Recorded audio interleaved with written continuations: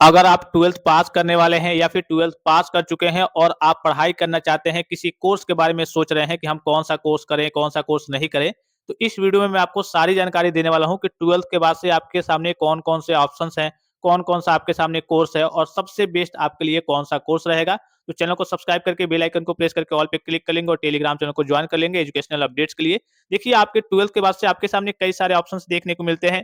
जैसे कि आपका बीटेक हो गया, पॉलिटेक्निक हो गया, आईटीआई हो गया, डिप्लोमा हो गया, बीए हो गया, बीएससी हो गया, बीई हो गया, बीकॉम हो गया, बीसीए हो गया, बीबीए हो गया, बीएससी नर्सिंग हो गया, बीफार्मा हो गया, बीएचएमएस हो गया, एमबीबीएस हो गया, बीडीएस हो गया, बीएएमएस हो गया या फिर आप आगे चल के 12th के बाद से आप एक तरीके से सरकारी नौकरी की तैयारी भी कर सकते हैं। बहुत सारी वैकेंसी वगैरह आती है, जैसे आपका रेलवे में हो गया, फिर आपका कहिए कि एसएससी के थ्रू कई सारी वैकेंसी आती है। आपका जो भी स्टेट हो गया, वहाँ की आपकी पुलिस की वैकेंसी आती है या फिर आप आर्मी में जाना चाहते हैं, कहिए कि उसकी वैकेंसी वगैरह आती है। तो आप कहिए कि सरकारी नौकरी की भी तैयारी भी कर सकते हैं, लेकिन अगर आप कोई कोर्स करना चाहते हैं, तो आपके लिए कौन-सा कोर्स बेटर रहेगा?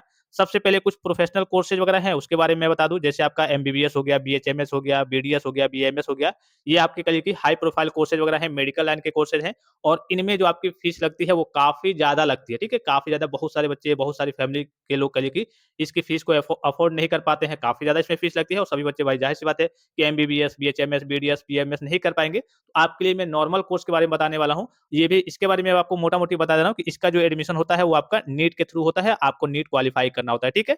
इसमें एडमिशन आपका किसके थ्रू होता है? नीट के थ्रू होता है। इसके बाद से आपका बी-फार्मा हो गया, बीएससी हो गया, ये थोड़ा-सा नॉर्मल आपका कोर्स है। इसमें आपका नीट के थ्रू भी कहिए कि बीएससी नर्सिंग में आपका एडमिशन होता है और मेनली जो आपका मुख्यतः एडमिशन होता है इसमें, आपका सीयूईटी के थ्रू आपका इसमें एडमिशन होता है और आपका बी-फार्मा में भी सीयूटी के थ्रू एडमिशन होता है और बीएससी नर्सिंग की बात करें तो इसमें आपका डायरेक्ट भी एडमिशन हो जाता है, लेकिन थोड़ी-सी फीस आपकी ज़्यादा लगती है। तो ये तो आपके कुछ मेडिकल लाइन के कोर्सेज़ हो गए। कुछ आपके नॉर्मल कोर्सेज़ जैसे आपने सुना होगा कि हाँ, 12th पास करके बच्चे बीए में एडमिशन ले लेते हैं या फिर बीएससी में एडमिशन ले लेते हैं और घर ही पे रहते हैं, थोड़ा बहुत घूमते हैं, थोड़ा बहुत कभी-कभी कॉलेज चले जाते हैं या फिर कुछ बच्चे उसमें डेडिकेटेड भी होते हैं, एक तरीके से सीरियस भी होते हैं कि हम बीए करेंगे, अच्छे से करेंगे और बीए लेवल की जो ग्रेजुएशन लेवल के बाद से कई सारी वैकेंसी आती हैं, उसकी हम तैयारी भी साथ-साथ करते रहेंगे। तो कुछ बच्चे बीए अब चूँकि बीए थोड़ा-सा एक तरीके से कह सकते हैं ओल्ड हो गया है, बीए वगैरह बच्चे नहीं कर रहे हैं, ठीक है? या फिर वो बीटेक की ओर जा रहे हैं या फिर बी-फार्मा या फिर डी-फार्मा की ओर जा रहे हैं या फिर पॉलिटेक्निक की ओर जा रहे हैं। बीए की ओर इसलिए नहीं जा रहे हैं, बीए एक तरीके से कह सकते हैं यूँ ही कि एक तरीके से बदनाम हो गया है, ठीक है? तो बीए की ओर अगर आपको एक तरीके से अच्छे तरीके से पढ़ाई करनी है और जल्दी से आपको जॉब प्राप्त करना है, तो बीए की ओर आपको नहीं जाना है। जॉब के लिए जैसे बहुत सारे बच्चे होते हैं, नॉर्मल फैमिली से होते हैं कि हाँ, 12th पास की उसके बाद से सोचते हैं कि कोई नॉर्मल सा कोर्स कर ले कि हमें लेबर वर्क ना करना पड़े और आराम से कोई हमें जॉब मिल जाए। तो इसके लिए आपके सामने देखिए, आपका बीटेक हो गया, पॉलिटेक्निक हो गया और आईटीआई हो गया और डी-फार्मा हो गया। डी-फार्मा की बात करें तो इसमें थोड़ी-सी फीस आपकी ज़्यादा लगती है, बीटेक की बात करें तो इसमें आपकी थोड़ी-सी फीस ज़्यादा लगती है, पॉलिटेक्निक और आईटीआई की बात करें तो इसमें आपकी फीस कम लगती है और इसमें आपको तुरंत जॉब देखने को मिल जाती है, ठीक है? इसके अलावा आपके पास बीई हो गया, बैचलर ऑफ इंजीनियरिंग, ये भी आपका इंजीनियरिंग में बैचलर है। बीकॉम हो गया, अगर आप कंप्यूटर लाइन में जाना चाहते हैं तो बीकॉम या फिर आप कहिए कि बीसीए कर सकते हैं। अगर आप कहिए कि बिज़नेस लाइन में जाना चाहते हैं, बिज़नेस के बारे में सीखना चाहते हैं, जानना चाहते हैं, बिज़नेस करना चाहते हैं, तो आप बीबीए कर सकते हैं। कई सारे आपके सामने ऑप्शंस होते हैं। इन सारे कोर्सेज़ में भी बच्चे जाते हैं, लेकिन कहिए कि लिमिटेड बच्चे जाते हैं। बीए, बीएससी में कहिए कि ज़्यादा बच्चे एडमिशन लेते हैं, जो गर्ल्स विशेष करके हैं, उनके लिए सबसे बेस्ट जो कोर्स होता है, एक बीएससी नर्सिंग का होता है, ठीक है? बी फार्मा का होता है और इसमें आपका एक डी फार्मा दिख रहा होगा, तो डी फार्मा आपका बी फार्मा का कह सकते हैं छोटा वर्ज़न है, ठीक है? डी फार्मा की बात करें तो इसमें आपका थोड़ा-सा फीस थोड़ा-सा इसकी अपेक्षा बी फार्मा की अपेक्षा कम लगता है और ये आपका 2 ही साल का कोर्स हो जाता है। कितने साल का? ये आपका 2 ही साल का कोर्स हो जाता है।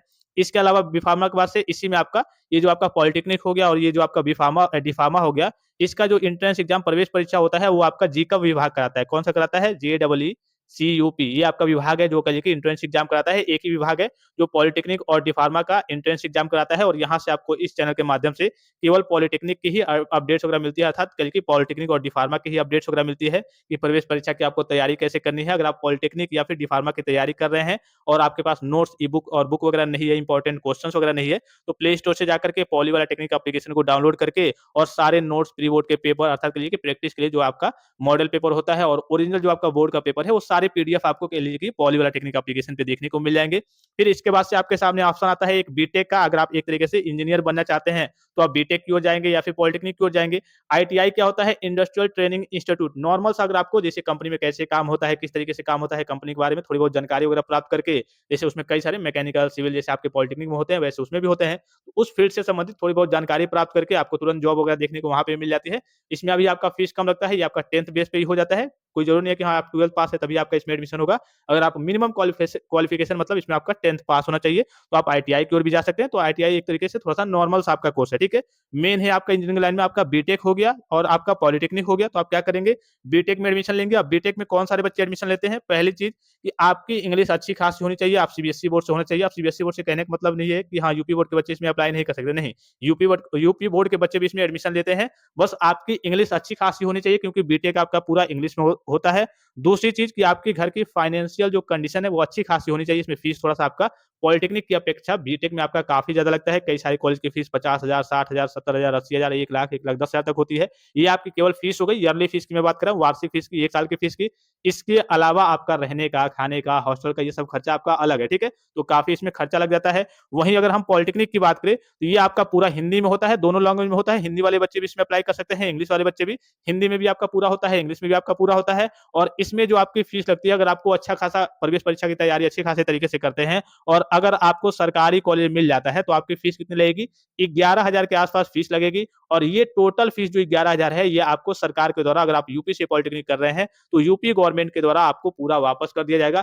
अदर स्टेट में जैसे बिहार हो गया, झारखंड हो गया, राजस्थान हो गया, हर जगह आपका दिल्ली हो गया, हर जगह पॉलिटेक्निक होता है, लेकिन वहाँ स्कॉलरशिप वगैरह नहीं मिलती है। अगर आप यूपी से पॉलिटेक्निक कर रहे हैं, तो आपका 11,010 के आस-पास फीस लगता है। ये टोटल फीस आपको यूपी गवर्नमेंट के द्वारा स्कॉलरशिप अर्थात छात्रवृत्ति के रूप में वापस कर दिया जाता है। बस आपको खर्चा किसका देना होता है, अर्थात आपका खर्चा किसमें लगता है? रहने में, खाने में। अगर हॉस्टल मिल गया है, तो हॉस्टल का मंथली आपका 3,000, साढ़े 3,000, 4,000 तक वो खर्चा पड़ता है या फिर अगर आप हॉस्टल नहीं लेते हैं या फिर आपका कह लीजिए कि उस कॉलेज में हॉस्टल नहीं है, तो आप बाहर रूम लेकर के रहेंगे, तो रूम का रहने का, आपके खाने-पीने का जो खर्चा लगता है, वही आपका खर्चा लगता है। तो पॉलिटेक्निक क्या है, एक तरीके से कह सकते हैं, ये एक प्रोफेशनल टाइप का कोर्स है जो आपका कह लीजिए कि कम समय में 3 साल में आपका कंप्लीट हो जाता है। अगर आप 12th बेस पे आते हैं, इसकी क्वालिफिकेशन के बारे में आपको बता दूँ कि आप 10th पास करके भी पॉलिटेक्निक कर सकते हैं, ग्रुप ए से फॉर्म फिल अप करके और 12th पास करके भी ग्रुप के से फॉर्म को फिल अप कर सकते हैं, ठीक है?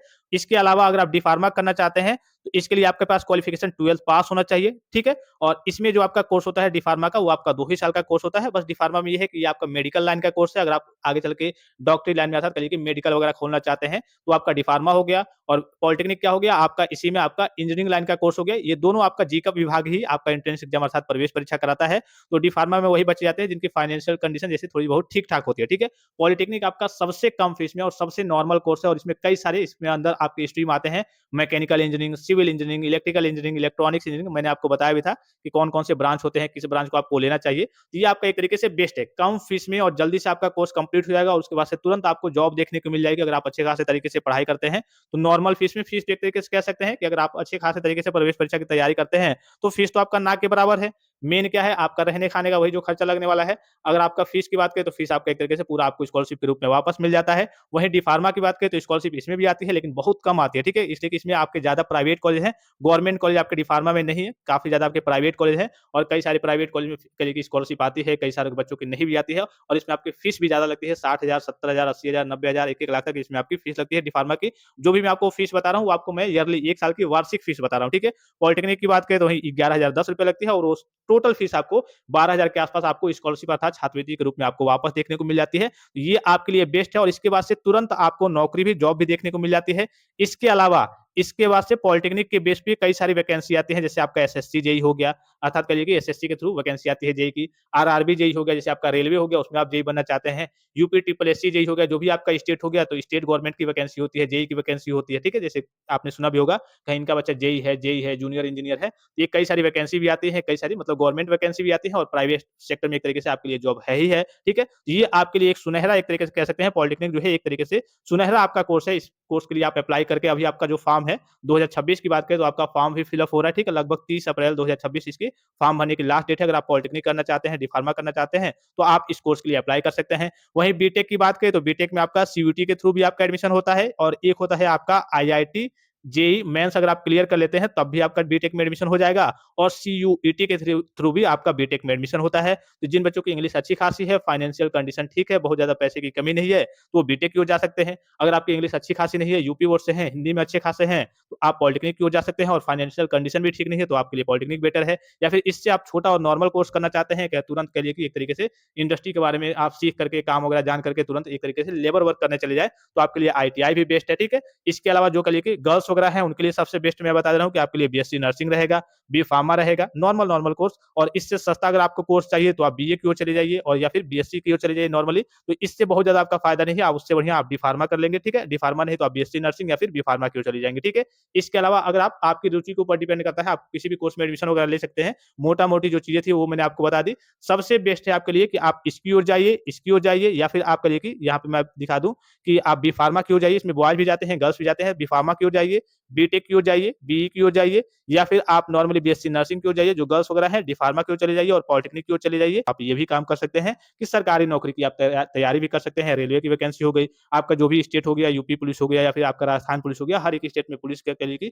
उसकी आप नौकरी की तैयारी कर सकते हैं, सरकारी नौकरी की तैयारी कर सकते हैं या फिर आप रेलवे की तैयारी कर सकते हैं। एसएससी की कई सारी वैकेंसी आती हैं, 10th बेस पे भी आती हैं, 12th बेस पे भी आती हैं, उसकी भी आप तैयारी कर सकते हैं। तो सारे ऑप्शंस मैंने आपको बता दिए हैं। अगर आप पॉलिटेक्निक के स्टूडेंट्स हैं या फिर कहिए कि 10th पास करने वाले हैं, पॉलिटेक्निक आपका 10th पास करके भी हो जाता है और 12th पास करके भी हो जाता है। तो पॉलिटेक्निक करना चाहते हैं, डी फार्मा करना चाहते हैं तो इस चैनल को सब्सक्राइब ज़रूर कर लेंगे क्योंकि यहाँ से आपको पॉलिटेक्निक और डी फार्मा की प्रवेश परीक्षा की सारी जानकारी मिलती है। कैसे आपका एडमिशन होता है, पूरा प्रोसेस भी आपको यहाँ से बताया जाता है और आपके मन में किसी प्रकार का संदेह हो, कोई भी जानकारी चाहिए तो आप कमेंट बॉक्स में कमेंट करके पूछ सकते हैं। फिलहाल इस वीडियो में इतना ही, इजाज़त दीजिए। धन्यवाद। Thanks for watching. मिलते हैं नेक्स्ट वीडियो में।